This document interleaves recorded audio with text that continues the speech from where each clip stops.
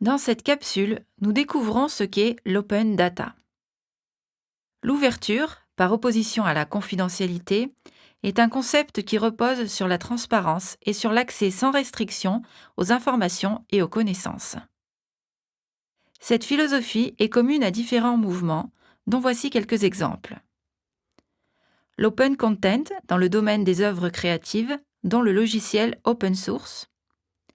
L'open access dans le domaine académique, qui désigne l'accès aux articles scientifiques gratuitement et sans restriction, ou encore l'open education, à savoir les initiatives qui élargissent l'accès à l'apprentissage et à la formation traditionnellement offerts par les systèmes d'éducation formelle.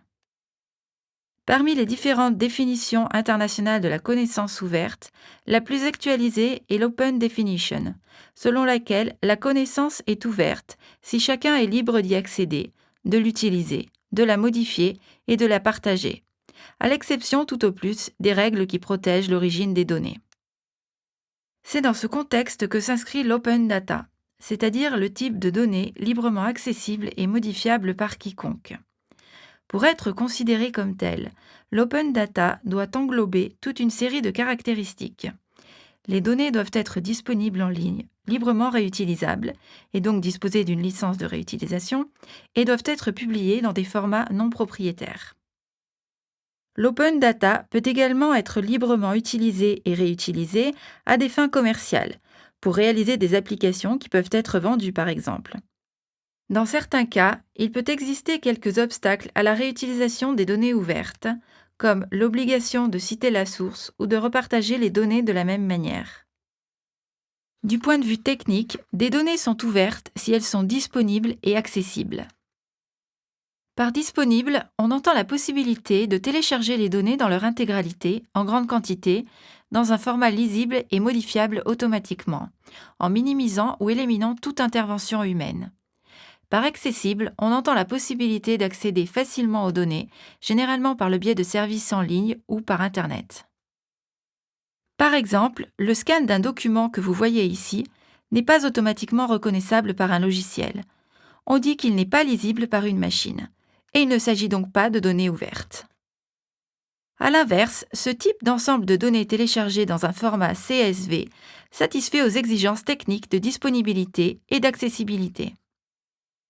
Du point de vue juridique, il convient de tenir compte de deux conditions très importantes, qui concernent le droit ou l'obligation de publier ou de ne pas publier certaines informations afin de pouvoir les réutiliser. Nous parlons donc de transparence et de confidentialité, des termes qui sont souvent antinomiques. Les citoyens doivent pouvoir accéder aux informations que l'administration publique rassemble pour organiser les services publics. Néanmoins, dans certains cas, les informations peuvent être sensibles, comme c'est le cas des informations militaires ou couvertes par le secret d'État. Ou encore des données qui peuvent aller à l'encontre du droit à la vie privée des individus, par exemple en révélant des informations sensibles ou des informations liées à l'état de santé, aux opinions politiques ou religieuses. De plus, afin d'être considérées ouvertes, les données doivent être librement réutilisables. Qu'est-ce que cela veut dire ? Cela veut dire que pour pouvoir les réutiliser, il n'est pas nécessaire de demander l'autorisation ou de payer la personne qui a créé les informations et les a classées comme vous les avez trouvées. Pour savoir si elles sont librement réutilisables, il faut contrôler un document appelé licence d'utilisation. Dans une œuvre créative, une base de données ou un logiciel, la licence d'utilisation permet à l'auteur de nous indiquer comment il souhaite que son œuvre soit utilisée. Approfondissons maintenant le sujet de l'open data et explorons un type particulièrement pertinent de données ouvertes, à savoir les données publiques, connues sous le nom d'Open Government Data. La publication de données publiques s'inscrit dans la stratégie plus large d'Open Government, poursuivie par de nombreux pays dans le monde, suite à une directive lancée en 2009 par le président des États-Unis de l'époque, Barack Obama. Le processus d'Open Government est caractérisé par différents éléments, dont l'open data constitue une partie fondamentale. Les mouvements open sur le droit d'accès à l'information et sur l'utilisation du logiciel libre ont pour point d'intersection l'Open Government Data, c'est-à-dire les données collectées par les administrations publiques à des fins institutionnelles, par exemple pour fournir des services, garantir des droits, définir des politiques. L'Open Government Data est un outil crucial pour garantir transparence, responsabilité, collaboration, participation, amélioration des services et élan vers l'innovation.